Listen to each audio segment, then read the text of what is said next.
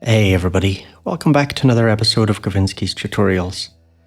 Today I'm going to do a little walkthrough on how to use Salome by Bram Bos as a MIDI MPE controller.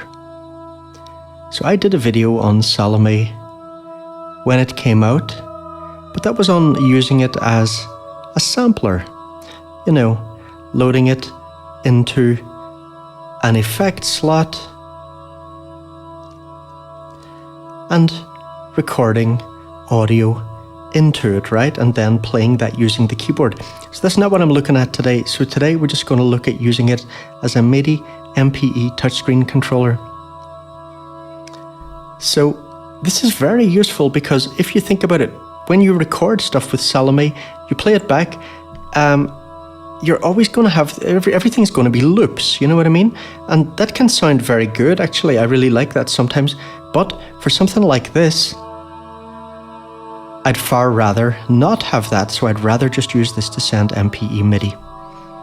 So we'll look at how to set that up in this video, and a few little tips as well along the way. Like, for example, Salome only has 4 octaves range. So what do you do if you want to play higher octaves than what it's given you in this range, or lower? There's another tip I want to look at as well. So if we use a MIDI monitor like this one, and I've routed Salome into this, you can see when I play Salome, do you see the kind of message it's sending out here? It's sending out a channel pressure message when I move up on the y-axis. Let me do it with the mouse to show you. So let's just put this a bit closer. So you see as I drag up with the mouse, the channel pressure message there is getting higher, right? It's going to go between 1 and 127. Accidentally hit the next button. Okay, so what happens if you want to send a different message, not channel pressure? Because some things, for example, rolly noise. When I tried using Salome to control that, I wasn't able to, because noise needed CC74 message, right? So what I did was I went on the Audiomodern Forum. First I was trying to use an app called MFX Convert, and that actually is workable. But this is a better solution, which a guy called Uncle Dave on the Audiomodern Forum very kindly gave to me. So Streambyter is a free app. If you put this code into Streambyter, it will convert the channel pressure message to CC74. So you just type this in exactly like this, right? Take a screenshot of it if you need to. First install Streambyter if you haven't got it. Open Streambyter up as an AUv3. Type this in, press install rules here, and then route the MIDI from Salome into Streambyter, and then route the MIDI from Streambyter into rolly noise, right? So you see that here, Streambyter going in there. Over here, we've got we do have Salome going in there as well, actually. So there's one instance of Salome, but you can see there's also an instance of Mozaic. So I want to show you another tip, right? So it's what I mentioned earlier about how to put the octaves up, because Salome only has this 4 octave range. It's very limited. So if you see here, that's as high as I can go with this, and it's just not really high enough. And you can especially hear that if I'm trying to use it to play tomophone here. This is a female voice, but even with that highest note, it's still so low that it sounds kind of more like a male voice or something in between. But if you look at this second instance of Salome that I've got here, that now is the highest note we've got, which actually, now it sounds like a female voice. A high female voice, but it's definitely recognizable as a female voice. So what I did here was I routed this instance of Salome into Mozaic here. And then in Mozaic, I've loaded a script called Chance Octaver. And this is by another Audiobus, well, now called Loopy Pro Forum member, a guy called Key, who's a real Mozaic wizard. So Mozaic is also by Bram Bos. It's a very, very useful app where you basically use code to create these MIDI effects that you can use to do various things. But I mean, personally, I would have no real interest in learning to code this kind of thing. I'm just not interested in coding. It's not the kind of thing that I'd like to spend my time on. It's just not really the sort of thing my brain's interested in. So it's great if you go on patch storage, you'll find all these scripts from Mozaic that people who do enjoy coding this stuff and are generous enough to share that with the community have posted there, and get this Chance Octaver script. So the Chance Octaver script is useful for various things, by the way, and not just, for MPE or anything. But what it allows you to do is assign a certain chance that your input will be shifted up 1 or 2 octaves or down 1 or 2 octaves. So you use this to set that value. And so I've set it to 2 octaves. And here you can see I've set it to 100% chance because I don't want there to be any variables here. I just want everything shifted up 2 octaves.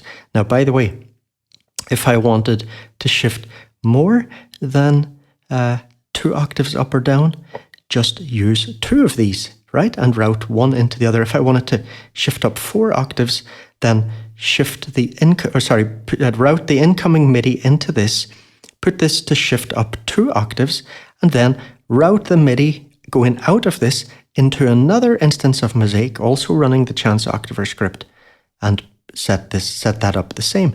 And then you'll have everything shifted up 4 octaves, right?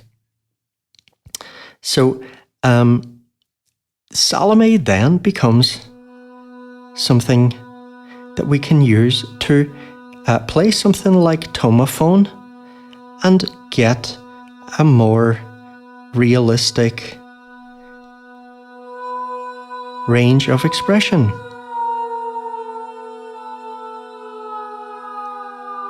Or pitch range, I should say. I don't know what I'm on about there. And why I like using Salome for certain things over other MPE controllers is because of this grid view that it's got, that has this very unique feature. And I really, really want to see more apps doing this. And it's something that I talked about when I made my video on Salome a while ago. It is this feature of being able to, what I've started calling latch and catch. I'm gonna use the second higher instance. So I talked at length, well, I waxed lyrical at length about how much I love this feature. And I wish that Mononoke would get this. So just to recap it very briefly, I mean, I would really recommend you go and watch my other video on Salome, if you haven't. What is unique about this is you're able to drag to move the pitch down or up. But what's great is you can then take your finger off the screen. So let me just do it with the mouse so you can see. So I'm pressing here. And I've set this up, hang on. I've set this up that basically it's linked to the gain of that voice also. So I'm getting more volume when I move up on the Y-axis. But so I press here and let's drag over to the left a little bit to bring the pitch down. And then I can take my finger off, right? And I can go and do other stuff. But then I can come back and press here and just grab this and then start shifting it again. So this is really, really perfect for drone music. And I mean, I do like this, by the way, with the pitched down sound. Again, you know, we might not be trying to get something realistic, but it can sound really cool.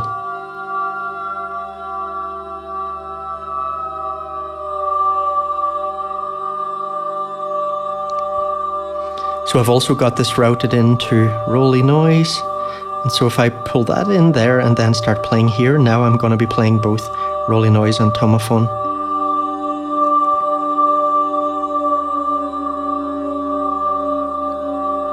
And I could bring in Phosphor as well.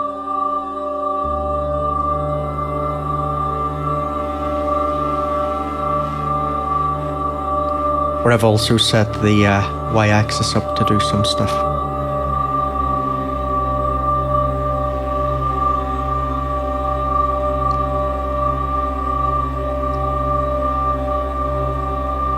So currently, definitely if you're working on a touch screen, but even if you're using a physical controller, I think Salome is probably currently the best thing for doing drone music, MPE.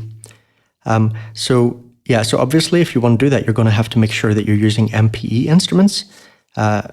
So Phosphor, for example, can be MPE. And here this is taken in Aftertouch. So Aftertouch is what Salome's sending out. So for this one, I didn't bother with routing it through that Streambyter script. If you look here, it's taking this in directly from Salome. What's this one set up as? Yeah, here I just I could have sent the Aftertouch, the channel. So Aftertouch just means channel. Aftertouch just means channel pressure. I could have sent that through there, but because I'd already set it up for Rolly Noise and routed it through Streambyter, for this one I just set it up to use CC74 messages as well. So Salome, super useful app. I made a video on MIDI Polygrid a few days ago, and I'm really enjoying using that. That is much better as a general as a general grid controller, and as an MPE grid controller. It's got a lot of really good features that make it better than Salome, but what it doesn't have yet is the latch and catch feature. But I've asked the developer to implement that, and if he does that, I will use that to do this instead of Salome, because it's far better and it's just got a lot more features. But for now, this is the best MPE grid controller, touchscreen, drone controller, definitely on the iPad. All right, everyone. Hope you found this useful. Any questions, fire ahead in the comments. And I'll see you in the next video. Take it easy. Cheers.